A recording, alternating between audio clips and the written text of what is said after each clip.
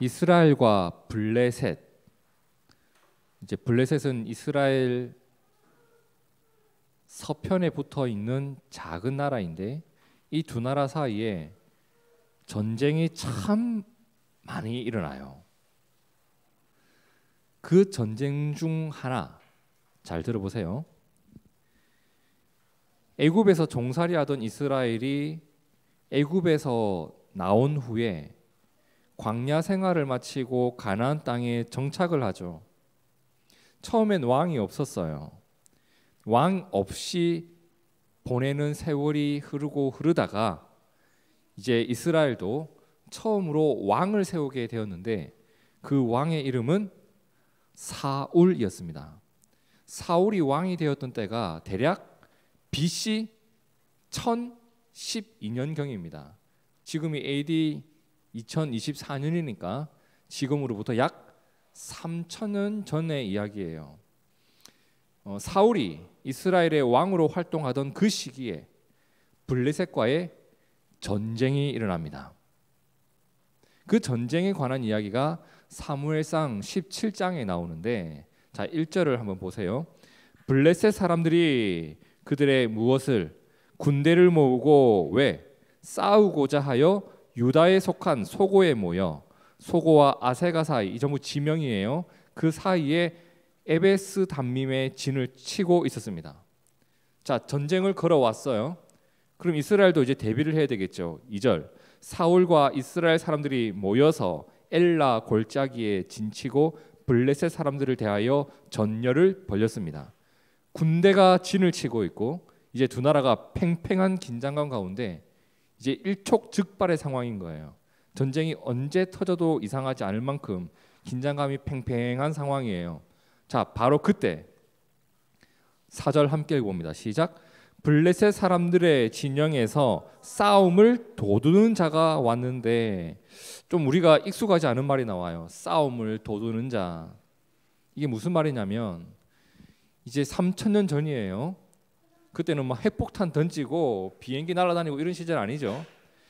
칼 들고 창 들고 싸우던 그 시절 고대 전쟁 방식 가운데 군대와 군대가 와 하면서 다투는 것이 아니라 장수와 장수가 맞붙는 형태의 전쟁 방식이 있었습니다.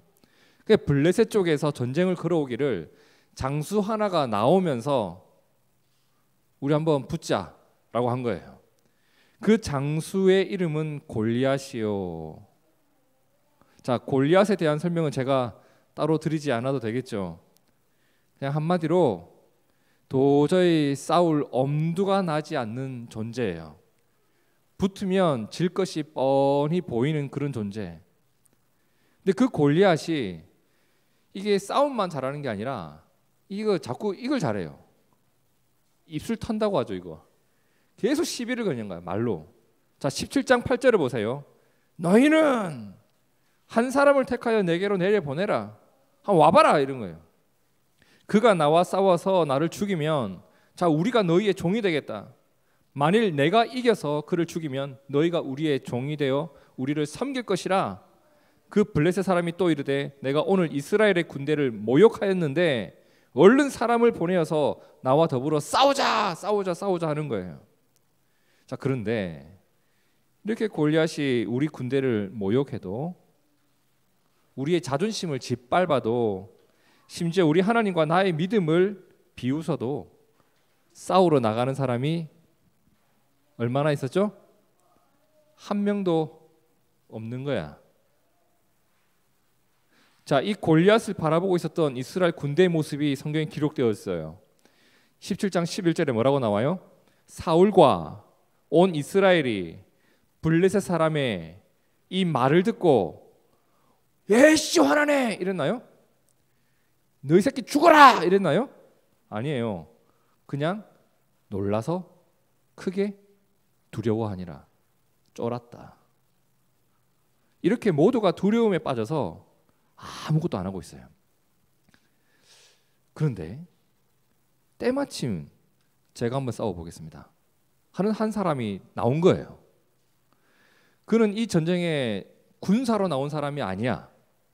전쟁에 나온 형들을 위해서 도시락을 싸왔던 형들을 만나러 온 다윗이라고 하는 소년이었습니다. 그 아이가 골리앗이 씨불딱거리는 소리를 듣고 화딱질이 나가지고 내가 싸우겠다고 나선 거예요.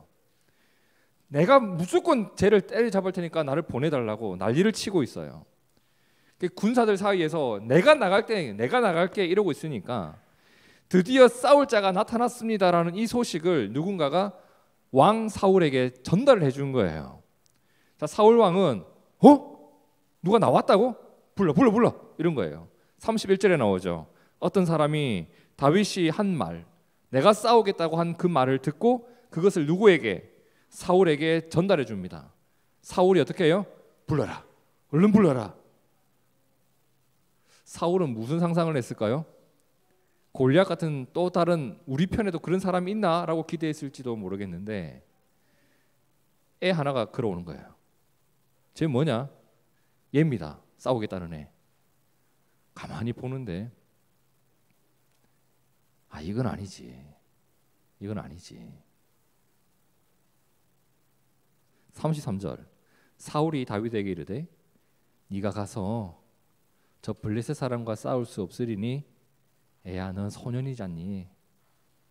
그는 어려서부터 용사다. 넌 안 돼. 그런데요 이제 이 부분을 눈여겨보세요. 뭐라고 하는지 자세히 보세요. 34절 다윗이 사울에게 말하되 주의 종이 아버지의 양을 지킬 때에 갑자기 양치던 이야기를 합니다. 잘 보세요. 사자나 곰이 와서 양떼에서 새끼를 물어갔던 때가 있었습니다. 제가 양을 치는데 사자와 곰이 양떼 중에 새끼를 물어가는데 제가 그걸 따라갔습니다. 그리고 그것을 쳤습니다. 그 입에서 사자와 곰의 입에서 새끼를 건져내었고 그 사자와 곰이 일어나 나를 해하고자 하면 내가 그 수염을 잡고 걔를 죽였대요. 사자와 곰을요. 그러면서 하는 말이 36절 함께 읽어봅니다. 시작. 주의 종이 사자와 곰도 쳤은즉 살아계시는 하나님의 군대를 모욕한 이 할례받지 않은 블레셋 사람이리까 그가 그 짐승의 하나와 같이 되리이다. 다윗이 곰 이야기 사자 이야기를 하다가 제가 때려잡은 곰 사자처럼 쟤도 잡을 수 있습니다라고 해요. 또 다윗이 이르되 뭐라고 해요? 여호와께서 나를 사자의 발톱과 곰의 발톱에서 건져내셨은즉 이 부분이 중요해요. 여호와께서 나를 사자의 발톱과 곰의 발톱에서 건져내셨은즉 나를 이 블레셋 사람의 손에서도 건져내실 겁니다. 성도 여러분, 지금 다윗이 한 말 잘 보셔야 돼요. 골리앗이 곰이나 사자보다 약해서 두렵지 않다는 말이 아니에요. 이 말 이해되세요? 내가 레벨 10도 통과했는데 저런 레벨 5짜리는 이길 수 있습니다. 이런 의미가 아니라는 거예요. 만약 그런 마음이었다면 지난 경험을 바탕으로 현재 나의 실력을 신뢰했던 거겠죠. 근데 지금 자신의 실력을 지금 신뢰하는 게 아니란 말이에요. 다윗은 제가 사자를 쳐 죽인 적이 있습니다. 제가 곰을 때려 잡은 적이 있습니다. 근데 저를 보시라고요. 제가 사자와 곰을 때려 죽일 수 있는 사람으로 보이십니까? 아니란 말이에요. 그걸 때려 잡을 수 없는 사람이 때려 잡았고 제가 이렇게 살아 있습니다. 제가 살아서 이 자리에 나와 있는 것이 하나님이 살아계신 증거입니다. 하나님이 저를 도우시는 증거입니다. 저를 사자와 곰에게서도 건지신 그 하나님께서 지금도 건져내실 겁니다. 저렇게 막말을 쏟아놓는 골리앗을 하나님은 저를 통해서 쓰러뜨리고 마실 겁니다 라고 지금 그 말을 하고 있는 겁니다. 36절을 다시 한번 볼까요? 주의 종이 사자와 곰도 쳤은즉 살아계시는 하나님의 군대를 모욕한 이 할례받지 아니한 블레셋 사람이리까 그가 그 짐승의 하나와 같이 될 것입니다. 여러분, 다윗이 골리앗 앞에 설 수 있었던 이유가 뭐예요? 지난날 내가 양을 칠 때 나의 도움이 되셨던 하나님을 잊지 않고 있었기 때문에 그래요. 오늘 말씀 시편 71편을 보면요, 이 시인은 믿음으로 어린 날을 보내왔던 사람이에요. 어린 날에 하나님에 대한 기억이 많은 사람이에요. 근데 그가 이제 나이 들어 늙었어요. 노인이 되었어요. 노인이 되었는데 내 눈앞에 현재의 어려움이 펼쳐진 거야. 근데 어린 날에 하나님에 대한 그 기억으로 그 순간을 이겨내요. 그리고 더 나아가 거룩한 삶을 살아가는 내 삶을 지켜내면서 노래한 것이 시편 71편이에요. 어린 시절 하나님을 의지했던 나를 도우셨던 그 하나님을 기억하면서 노래한 내용이 시편 71편이에요. 자, 오늘 말씀 4절을 한번 같이 읽어볼까요? 시작. 나의 하나님이여 나를 악인의 손 곧 불의한 자와 흉악한 자의 장중에서 피하게 하소서. 자, 말이 어려워. 그래서 우리 어린이들을 위해서 쉬운 성경으로 다시 한번 같이 읽어봅시다. 시작. 오 나의 하나님, 못된 사람들의 손에서 나를 건져주시고 악하고 잔인한 사람들의 손아귀에서 나를 구출해 주소서. 정말 그렇지 않나요, 여러분? 우리가 어린 시절을 지나서 나이를 먹으면 먹을수록 못된 사람이 왜 이래 많아요? 잔인한 사람도 많고 해코지하는 사람도 많고. 그렇죠. 나이를 먹으면 먹을수록 불의한 일과 흉악한 일을 더 많이 보게 되는 것 같아요. 세상을 더 넓게 보니까 이런 일들이 세상에 있구나, 그런 것도 알게 되고, 또 그러한 일을 내가 만나기도 하고,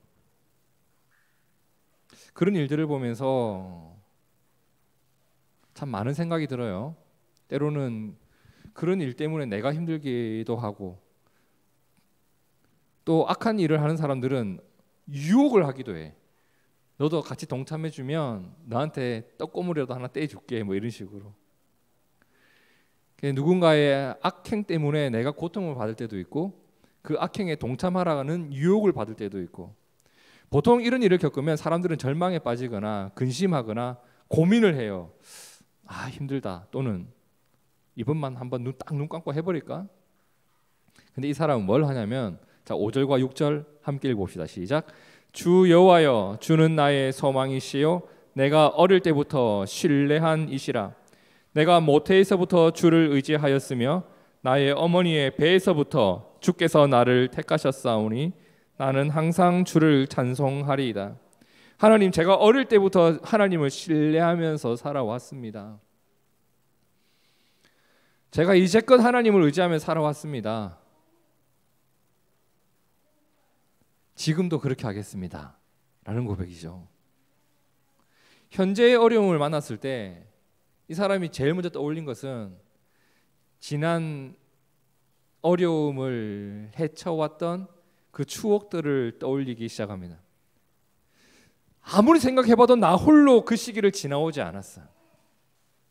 아무리 생각해봐도 곰과 사자를 내가 때려잡은 게 아니야.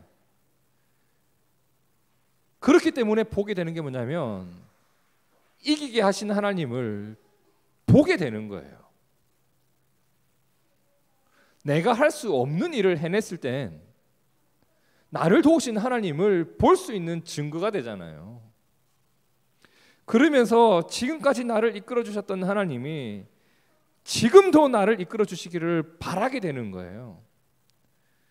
이런 삶을 선택하면서 그가 하나님께 구한 것이 9절이에요. 내가 늙어 힘이 없을 때에도 하나님, 나를 버리지 마시고 나를 떠나지 마소서. 그리고 13절에 뭐라고 고백해요? 나를 고발하는 자들이 부끄러움을 당하고 흔적도 없이 사라지게 해주십시오. 나를 음해하는 자들이 모욕과 수치를 당하게 해주십시오. 나는 내 희망을 언제나 주님께만 두고 주님을 더욱더 찬양하겠습니다. 그가 이 어려움 앞에서 했던 게 뭐냐면, 그냥 하나님을 더 생각하면서 하나님 찬양하는 일을 포기하지 않고 하나님의 말씀 안에 머무는 일을 포기하지 않는 거예요. 고민도 안 되고 그냥 그래, 이렇게 하루하루 살아가다 보면 내가 만나는 어떤 결과물이 있겠지. 무언가를 하려고 한 것이 아니라 이 사람이 선택한 것은 그냥 내가 살아야 될 삶을 하루하루 그냥 산 것밖에 없어요. 그리고 17절과 18절 함께 읽어봅시다. 시작. 하나님, 주님은 어릴 때부터 나를 가르치셨기에 주님께서 보여주신 그 놀라운 일들을 내가 지금까지 전하고 있습니다. 내가 이제 늙어서 머리카락에 희끗희끗 인생의 서리가 내렸어도 하나님 나를 버리지 마십시오. 주님께서 팔을 펴서 나타내 보이신 그 능력을 오고 오는 세대에 전하려 합니다. 어릴 때부터 신뢰한 하나님, 내가 의지할 곳이 없을 때 의지할 이가 되어주셨어요. 내가 힘겨운 시간을 지나가고 있을 때 나와 하나님이 동행해 주셨던 추억이 나에게 있어요. 그 하나님을 배신하지 않고 그 하나님을 여전히 신뢰하겠습니다. 그리고 내가 하나님을 신뢰하기 때문에 어려울 때 하나님의 뜻이 무엇인지를 묵상할 줄 알고 그 하나님의 뜻을 붙잡을 줄 알고 붙들 줄 알고, 말씀을 붙든다는 게 무슨 말이에요? 그 안에 머물겠다는 거잖아요. 하나님을 신뢰하는 자의 특징은 그거예요. 내 삶의 선택을 내 욕망이나 주변 유행 따라 선택하지 않고 주의 말씀이 향하는 바를 곱씹어 볼 줄 알고 그것을 그냥 지켜버립니다. 제가 국민학교 5학년 시절에 저희 가정에는 아주 큰 변화가 있었습니다. 저희 집은 어릴 때부터, 제가 어릴 때 참 이사를 많이 다녔습니다. 저희 부모님 늘 그 말을 제게 참 많이 했던 기억이 있어요. 이사를 이렇게 많이 해서 미안하다 미안하다 그랬던 기억이 나요. 이사를 할 때마다 뭘 해야 돼요? 친구가 바뀌고 사는 동네가 바뀌고. 근데 5학년 때는 이제 살던 곳이 아주 멀어지는, 그러니까 이제는 친구를 만날 수 없는 아주 먼 곳으로 이렇게 이사를 가게 된 거예요. 많은 것이 달라졌습니다. 서울로 말하면 강남에서 철원으로 이사 간 기분이에요. 그렇게 멀리 이사를 갔어요. 그 낙후된 지역으로 갔어요. 그렇게 이사를 가서 많은 일이 있었는데 다 이야기할 수는 없고, 그 이사를 가서 제가 교회를 다니기 시작했습니다. 처음에는 어린이 예배에 왜 그렇게 가기 싫은지, 그래서 엄마 손 붙잡고 흔히 대예배라고 하죠. 11시 어른 예배에 들어가서 이렇게 예배를 드리기 시작했어요. 목사님이 뭔 말하는지 하나도 모르겠어요. 그냥 앉아 있었어요. 그러다가 어린이 예배를 나가기 시작했어요. 어린이 예배 갔는데 교회에서 저에게 뭘 주냐면 선물을 주는데 책받침을 주는 거예요. 그 책받침이 어떤 책받침이었냐면 예수님이 세례 요한에게 세례를 받는 그림이 그려져 있고 그 밑에 세례 받으시는 예수님, 그리고 성경 말씀 적혀 있고 예수님도 세례를 받았습니다. 뭐 이런 글들이 주르륵 나와 있는 책받침. 제가 학교에 늘 그 책받침을 가지고 다녔습니다. 학교에 갈 때, 그리고 학교에서 시험 칠 때도 그 책받침에 시험지를 받쳐놓고 이 시험을 쳤단 말이에요. 그 책받침을 쓰다 보니까 자연스럽게 저는 예수님 그림을 늘 가지고 다니는 사람이 된 거예요. 학교에서 공부가 힘들면 그 책받침 보면서 그냥 그랬어요. 예수님 저 좀 도와주시면 안 돼요? 이렇게. 전학을 너무 멀리 오다 보니까 주변에 친구가 없고, 그리고 선생님들도 저에게 그렇게, 그때는 이렇게 살갑게 대해주던 때가 아니잖아요. 막 때리고 이런 시절이잖아요. 얼마나 외롭고 힘든 시절이었는데 그 시절에 그 책받침 들고 제가 버텨내는 거예요. 시험 칠 때 특히 시험지 받기 전에 그 책받침 들고 늘 기도를 했어요. 예수님, 저 이 시험 잘 칠 수 있게 도와주시면 안 되겠습니까? 혹시 찍어도 맞게 해주십시오, 제발. 그럴 수 있는 분 아닙니까? 그 책받침 하나가 저의 일상의 신앙을 지켜주는 도구가 되었어요. 근데 여러분, 제가 돌아보니까요, 큰 일이든 작은 일이든 지금 제가 만났을 때 하나님께 도와달라고 기도하는 거 있잖아요. 그 기도하는 삶이 어디서 배워진 걸까? 신학대학원에서 뭐 엄청난 학문을 배워서 이만한 신약, 구약신학 그걸 A+ 받아서 기도를 하게 된 것 같지 않더라고요. 뭐 엄청난 기적을 경험해서 기도를 하는 사람이 된 것 같지 않더라고요. 어린 시절에 그렇게 예수님이 좋았고 나 외로울 때 좋은 친구가 되신 그 하나님을 신뢰하면서 살았던 그 시절의 삶이 지금도 이어지는 거예요. 이어지는 거예요. 혹 누군가 이런 말을 하고 싶을지 모르겠는데, 목사님, 저는 어린 시절에 하나님 몰랐는데요, 완전 저는 똥 밟은 건가요? 아니죠. 여기서 말하는 어린 시절을 어린 아이 시절로 딱 못 박을 필요는 없잖아요. 내가 하나님을 살아온 지난 그 날. 그리고 정말 만에 하나 저는 뭐 하나님을 신뢰하면서 살아온 흔적 자체가 없습니다. 그러면 그것을 이제 지금 시작하라고요. 내가 나이 늙어가며 머리가 희끗희끗해질 때, 그래, 그때 하나님을 의지했던 것이 내 삶의 힘이었지 라는 추억을 지금부터 쌓아가자고요.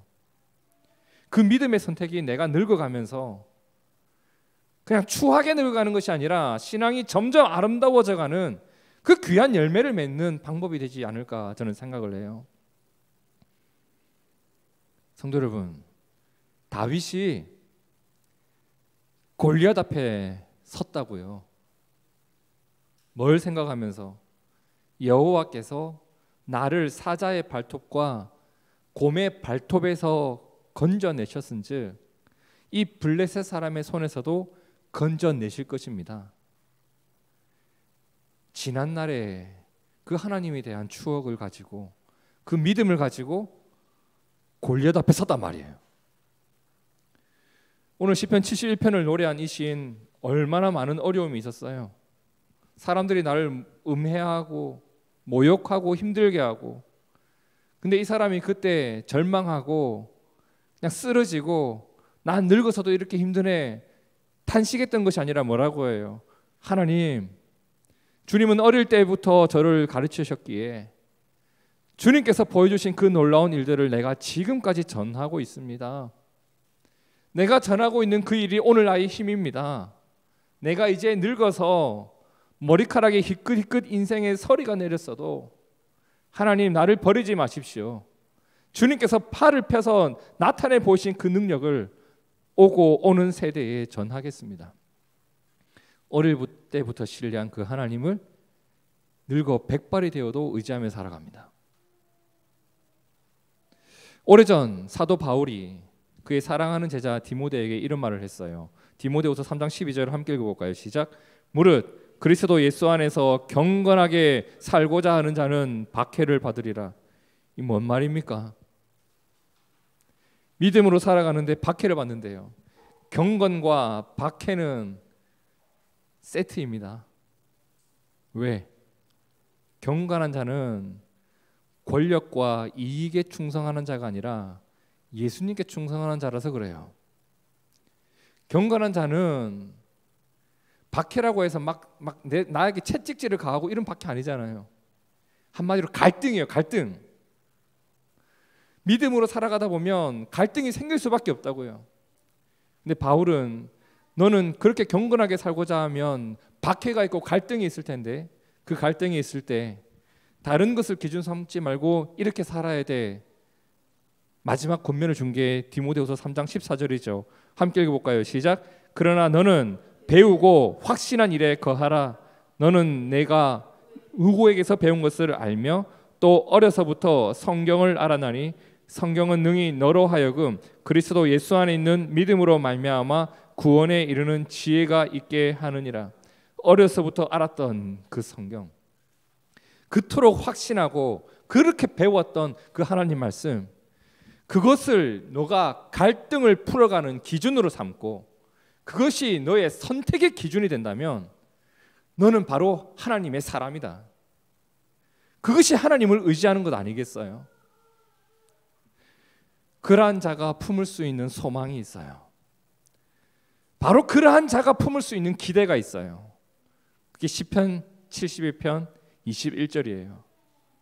주님께서는 나를 전보다 더 잘되게 해 주시며 나를 다시 위로해 주실 것을 믿습니다. 이건 아무나 고백할 수 있는 믿음이 아니에요. 하나님을 바라보는 그 소망을 지킨 자가 내뱉을 수 있는 믿음의 고백이에요. 오늘을 믿음으로 살아가는 우리 모두에게 하나님의 이 특별한 은혜가 함께 하실 것을 저는 믿어요.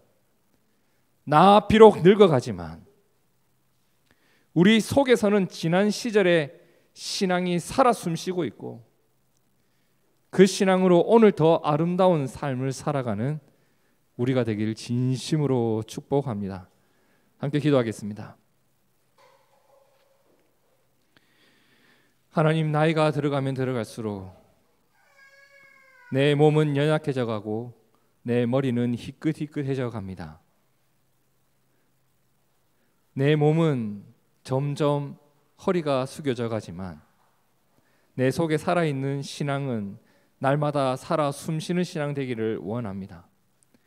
나의 아름다움이 나의 믿음에서 나오고 나의 아름다운 삶의 모습이 바른 선택에서 나온다는 것을 우리가 믿습니다.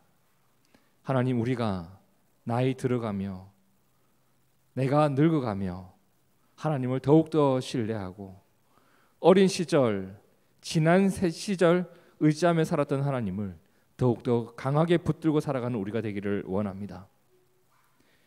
욕심의 귀를 기울이지 않고 정욕의 귀를 기울이지 않고 주님께 귀를 기울이며 살아가는 우리가 되기를 원합니다. 저들의 삶을 내일이 오늘보다 더 낫게 하시며 더 복되게 하시며 하나님의 은혜를 경험하게 하옵소서.